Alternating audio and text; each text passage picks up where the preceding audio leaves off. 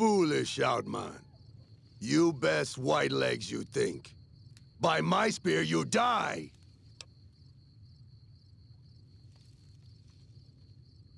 You speak. I listen. Kill you. Maybe I not. Maybe.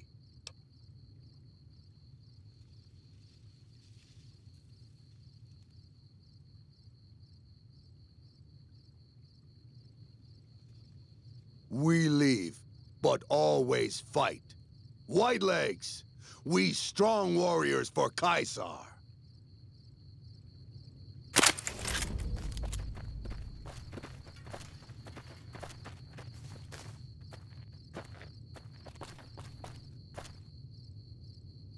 Please, have you done everything you can for the Sorrows? Are they all accounted for? You let them die. They needed you. Why didn't you help them? Never mind, I don't have time for this. Take the map. Just take it and go.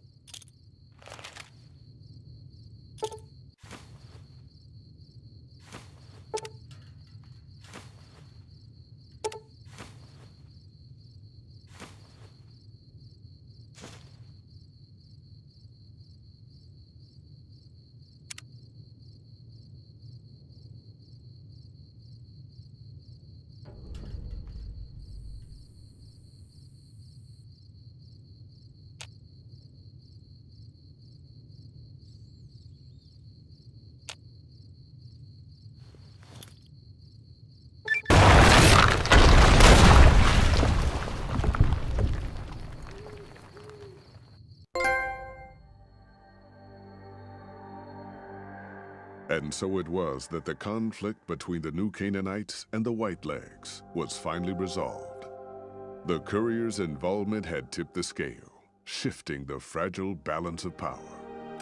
After the Whitelegs drove the Sorrows from Zion, they celebrated by destroying all traces of the valley's former inhabitants. They appealed to the Legion for assimilation, but were denied. Their failure to eradicate the New Canaanites in Grand Staircase and farther up the Colorado had not gone unnoticed. The Whitelegs made a half-hearted effort to find the New Canaanites, but were driven off by dead horses trained in the ways of Joshua Graham. The Whitelegs lost all hope of joining the Legion and disintegrated into a number of petty raiding bands, leaving Zion Valley a polluted cistern. Daniel evacuated the Sorrows from Zion, but due to the courier's neglect, the Whitelegs butchered many along the way. Those who survived barely reached Grand Staircase, but once there, the dead horses and New Canaanites helped them settle. The unfamiliarity of their new surroundings and the loss of loved ones evoked a terrible and lasting grief among the Sorrows. For 2 generations, many would die still lamenting the loss of Zion. Having helped Daniel and the Sorrows escape from Zion, the dead horses returned to their home at Dead Horse Point. The tribe continued to learn from the New Canaanites, and over many years built a flourishing community along the banks of the Colorado. Though the tribe's bond would endure, it was Joshua Graham's legend the dead horses would revere, not the tenets of New Canaan's faith. Already weakened by several seasons of bad trading, the Happy Trails Caravan Company was initially discouraged by the results of its expedition. The fate of New Canaan and the evacuation of the Sorrows from Zion made the prospect of trading seem fruitless. When Daniel told his family about the exploits of Happy Trails employee the courier, however, New Canaan decided to repay the company's kindness. Twice per year, New Canaanites made the dangerous journey west to trade with a company in the city of New Reno. The Happy Trails Caravan Company could not survive on such trading alone, but the New Canaanites' generosity made tough times go easier.